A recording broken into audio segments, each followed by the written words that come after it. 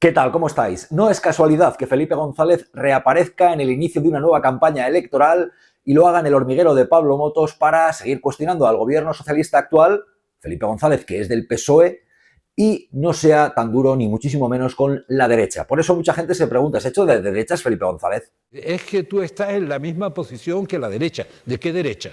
Evidentemente Felipe González busca causar un daño, hay algún tipo de molestia de la que ahora hablaremos, pero es evidente que dañar puede dañar porque todavía hay un sector de votantes socialistas que votaba a Felipe González durante muchos años en los que fue presidente del gobierno y siente un respeto por Felipe.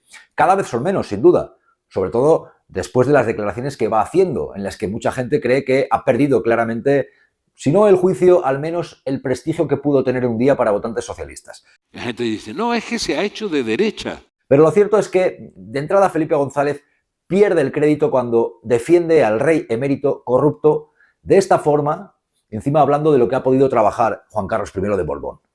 Hay una vuelta y revuelta para hablar del rey Juan Carlos. Primero, no se le aplica la presunción de inocencia. O sea, son anticonstitucionalistas los que no le aplican la presunción de inocencia. Segundo, no se valora su legado. Y todos tienen una mochila, o todos llevamos una mochila, sobre todo si hemos hecho algo en la vida.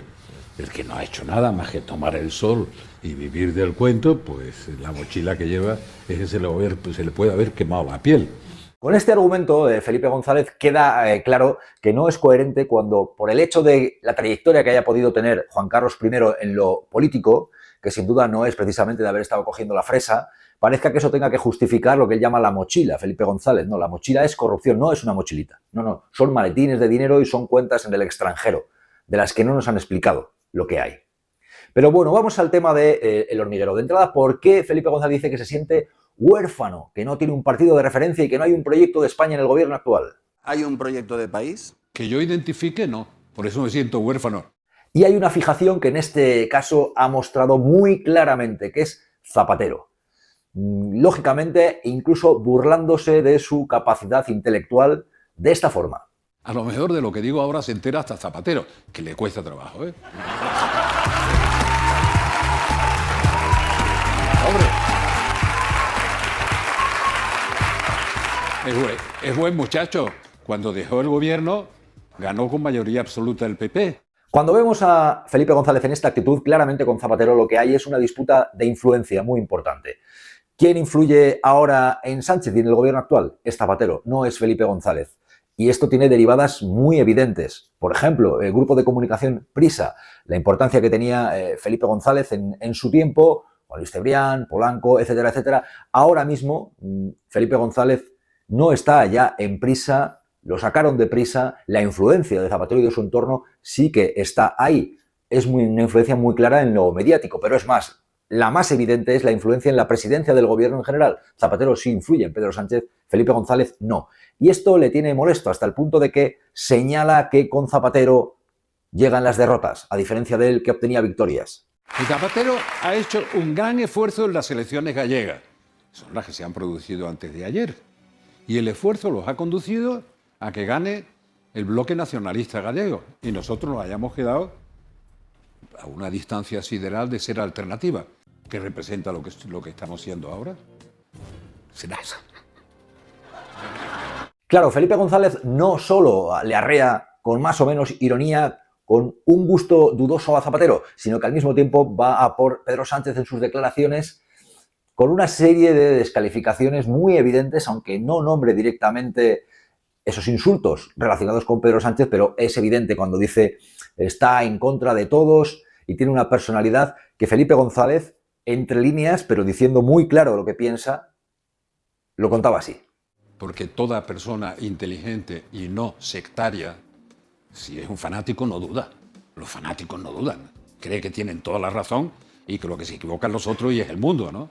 Discrepancias de Felipe González con Pedro Sánchez. Es evidente que los aliados de Pedro Sánchez no están en el área felipista, están en la zona más de lo que fue Zapatero y su entorno, y de entrada incluso también en lo que es la disputa ideológica y de pactos. Gobernar desde la izquierda del PSOE, la llamada izquierda del PSOE, es facilísimo. Es meterse en el camarote de los hermanos Marx. Es decir, yo quiero 2 huevos duros más. Ya está. Es curioso porque crítico con el entendimiento con partidos de Euskadi o de Cataluña, digamos que no se compadece con el hecho de la trayectoria política de Felipe González, que pactó con Pujol, que pactó con Arzallus, que pactó con los nacionalistas catalanes y los nacionalistas vascos.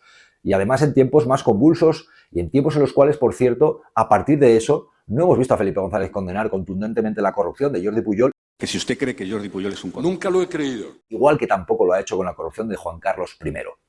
Pero para Felipe González las preocupaciones pasan por la unidad de España y asuntos de ese tipo que parecieran más en el argumentario de la derecha. Si se consuma el despropósito de romper las reglas de convivencia, ya están rotas en Cataluña, con el conjunto de España, si aparte de alimentar el otro irredentismo que nos llevó a las catástrofes europeas del siglo XX, que es el irredentismo del nacionalismo español.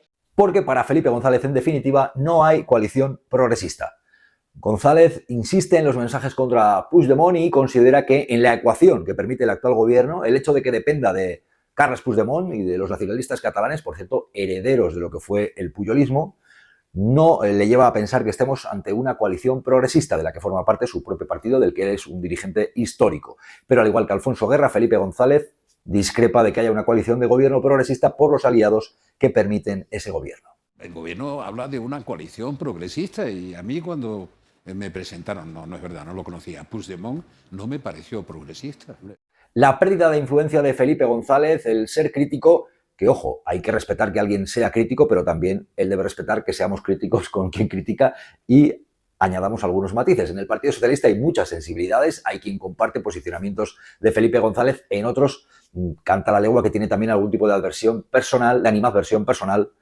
Y también es cierto que ahora mismo Felipe González, al lanzar determinados discursos y justificar, por ejemplo, las andanzas de Juan Carlos I de Borbón, que durante tantos años y bajo su mandato se corrompió, pues hay que decirlo. Esto es lo que hay. No quiero convertirme en un viejo gruñón. ¿Y vosotros y vosotras qué opináis? ¿Qué creéis que hay detrás del malestar de Felipe González, colaborador habitual de Pablo Motos y del Hormiguero, dicho de otra forma, que aparece con bastante frecuencia, igual que Alfonso Guerra?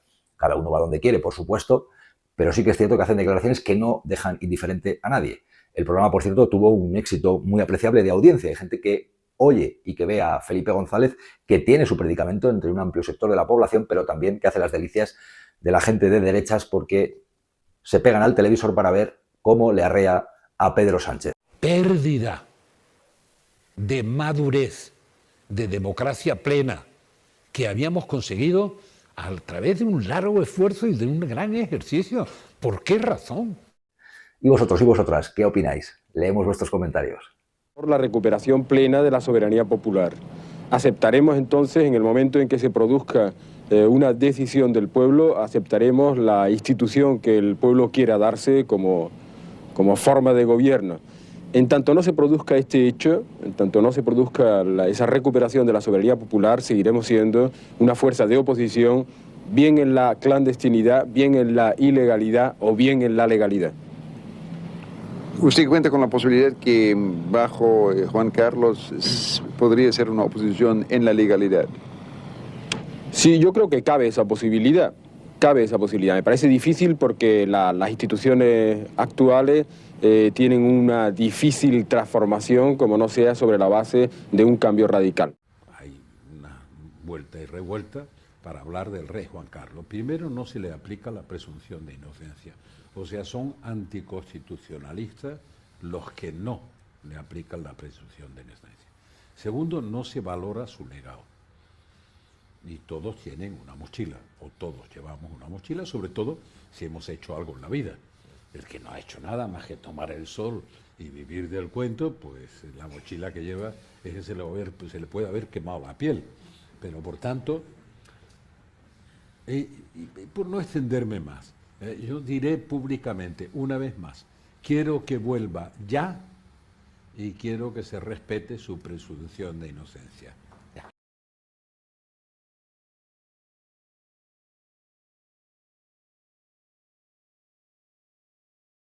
Es que tú estás en la misma posición que la derecha. ¿De qué derecha? Si me da igual.